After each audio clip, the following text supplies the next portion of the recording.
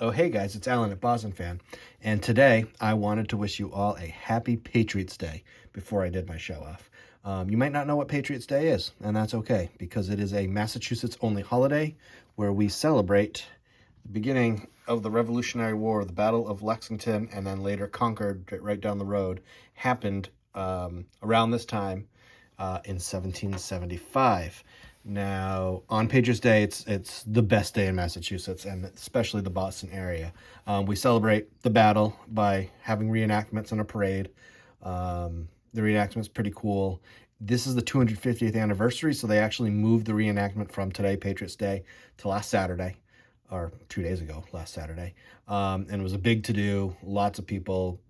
It was pretty awesome. My kids actually got to march in the parade, which was really cool. But usually on Patriots Day, we begin the day with reenactments and all that stuff. Today's the day of the Boston Marathon, which is an amazing event. I go with my family every year. The streets are lined with people. There was a lot of people today, beautiful weather. There had to have been where we were between around 5,000 people just lining the streets, cheering the runners on. And that's for most of all 26 miles. The Boston Marathon's amazing. And then the Red Sox get a special waiver from Major League Baseball, and they start their game at 11:05. So by the time you're wrapping up watching the marathon, the ball game's getting over, so you can check the score. So Patriots Day is one of my favorite days of the year, if not my favorite. I love it. And if you're ever in Massachusetts, come to the marathon. It's a lot of fun to watch. So anyway, today I wanted to take time to show off my Strongsville purchase. And that begs the question, how do I have a Strongsville purchase? Because I never went to Strongsville. I never left Boston. I never left my house. I was watching all the awesome content and continue to watch the awesome content. Well, it happens that I watched a lot of the For Collectors content. Thea, Clemente Collector, and Sammy Thunder posted a lot of video of the show. And I was watching, and an item came up that Theo posted. And I saw the price on the card, and I knew for that price at that card, I wanted the card. Now, let's be clear, I'm not buying huge stuff yet. It's a very small card for a lot, but one that I want for my Red Sox collection.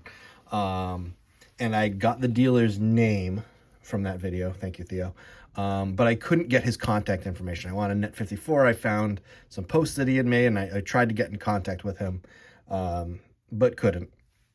And then later that day, Sammy Thunder posted, and he did a great job of going very slow over like all the cards and stopping at the business cards of the dealers. Thank you, Sammy, for that. And he got a picture of this dealer. His name is Ed Hans business card. And on that is an email. And I shot an email off the Friday of the show and said, if this card's still available at your price, like that's lower than what I was looking to spend on it. So I would be happy to make that deal. And by Friday night, thanks to the videos from For Collectors, we had a deal. I sent him the money via Zelle or Venmo or one of those payment options, and he got the card in the mail to me, and it came this week. So again, not a huge pickup for some of you out there, but important and significant for me. And it's my first T202, and it is the Heine Wagner Bill Kerrigan. Now, it has a crease in it, which doesn't bother me at all. I feel like this card was very easy to just fold over in the middle, even though it's the trifold and they should fold here. So I feel like the crease is just part of the card, and that's totally okay with me.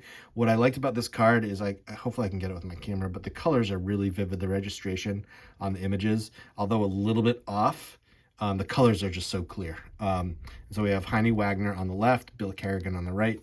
Both were members of the 1912, 1913, 1915, 1916 World Series champion Red Sox.